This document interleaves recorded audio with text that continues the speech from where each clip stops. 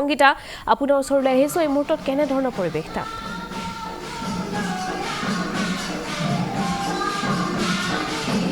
তেজপুৰৰ যি ঐতিহ্যমণ্ডিত শ্ৰী শ্ৰী কলীয়াগোসাঁই থান থানৰ 5দিনীয়া কাৰ্যসূচীৰে বৰ্ণাঢ্য কাৰ্যসূচীৰে দৌল উৎসৱ আৰম্ভ হৈছে। আজিৰ পৰা দৌল উৎসৱ আৰম্ভ হৈছে। পুৱাৰ ভাগত পতাকা উত্তোলন আৰু বন্তি প্ৰজ্বলনেৰে এই দৌল উৎসৱৰ আৰম্ভণি হ'ল আৰু বৰ্তমান এয়া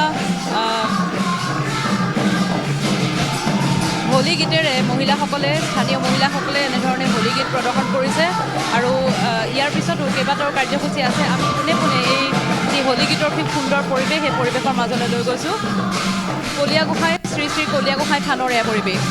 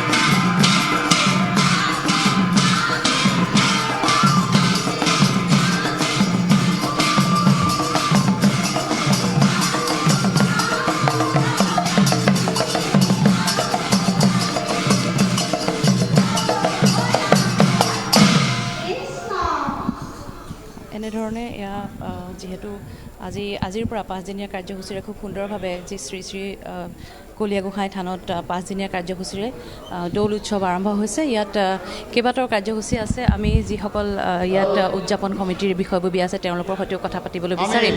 আজি আৰু কি অনুষ্ঠান আছে? ইয়াৰ পিছতে আমাৰ দৌল উৎসৱৰ যি আমাৰ মেলাৰ দ্বাৰ উন্মোচন আছে। আমি গতিকে মেলাৰ দ্বাৰ উন্মোচন কৰিবৰ কাৰণে আমাৰ জিলা পৰিষদ ইতিমধ্যে আহি আমাৰ উপস্থিত হৈছেই। ইয়াৰ পিছতে আমি মেলাৰ দ্বাৰ উন্মোচন কৰিম। তাৰপিছতে আমাৰ ইয়াত আটাইতকৈ আকৰ্ষণীয় অনুষ্ঠান হ'ল এই বড়োসকলৰ যি আৰজ। প্ৰায় 200মান মানুহ আহি ইয়াত আৰজৰ আৰম্ভ কৰিব। গতিকে তাৰপিছতে আৰজ আৰম্ভ হ'ব। আৰজৰ পিছতে আমাৰ প্ৰসাদ বিতৰণ, ভোগ বিতৰণ, আজি বিভিন্ন জাতৰীসকল আহিব, তেওঁলোকৰ অনুষ্ঠান ভাগ আমাৰ হ'ব।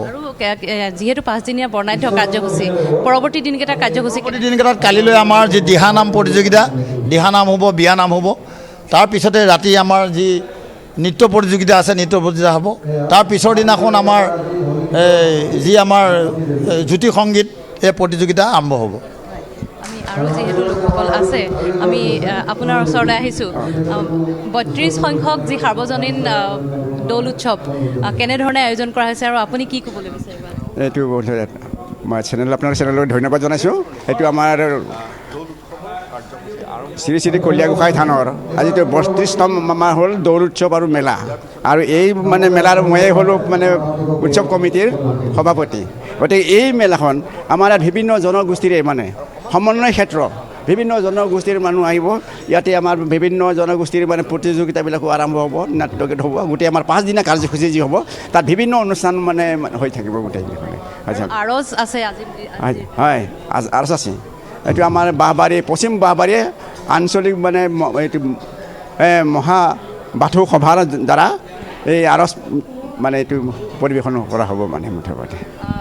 হিমাশ্ৰী চাওক, পৰম্পৰাগত ৰীতি নীতিৰে যিহেতু মেঘ দাহ কৰি কালিৰ দিনটোত দৌল উৎসৱৰ আৰম্ভণি কৰা হ'ল, আৰু আজিৰ পৰা যিহেতু বৰ্ণাঢ্য কাৰ্যসূচীৰে এই শ্ৰী শ্ৰী দৌল যি কলীয়া গোঁসাই থানত দৌল উৎসৱৰ আৰম্ভণি হৈছে। আৰু আজিৰ দিনটোত খুব সুন্দৰভাৱে পুৱাৰ পৰা যিহেতু পতাকা উত্তোলন আৰু বন্তি প্ৰজ্বলনেৰে তেওঁলোকে আজিৰ দিনটোৰ শুভাৰম্ভণি কৰিলে। আৰু তেওঁলোকে ইয়াতে হোলী গীত পৰিৱেশন কৰি আছে। যিসকল ইয়াৰ স্থানীয় আয়তীসকল আছে তেওঁলোকে হোলী গীত পৰিৱেশন কৰি আছে, আৰু ইয়াৰ পিছতে তেওঁলোকে আৰজ পৰিৱেশন কৰিব। বড়ো জনগোষ্ঠীয় লোকসকল আহিব, বড়ো বাথৌ মহাসভাৰ তৰফৰ পৰা তেওঁলোকে ইয়াত আৰজ পৰিৱেশন কৰিব। গতিকে খুব সুন্দৰ এটা পৰিৱেশ। তেওঁলোকে পুনৰবাৰ হোলী গীত পৰিৱেশন কৰিবলৈ আৰম্ভ কৰিছে। আমি আকৌ হোলী গীতৰ সেই পৰিৱেশ দেখুৱাবলৈ চেষ্টা কৰিছোঁ ND24 দৰ্শকক।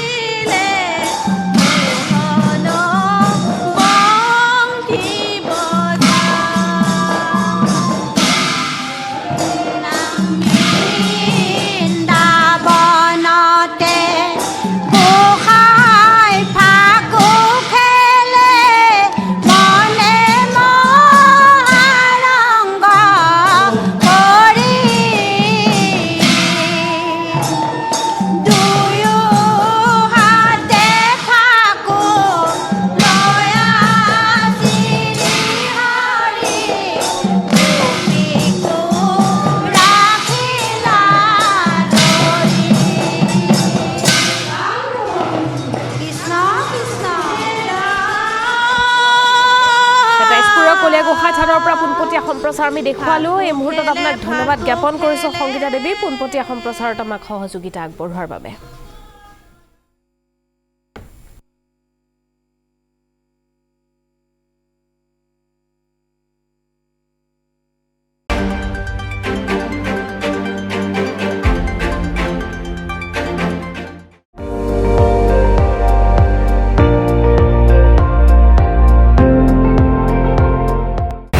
আপুনি চাই আছে ND24, সৰ্বশ্ৰেষ্ঠ নহয় সৰ্বোত্তমৰ দৌৰত।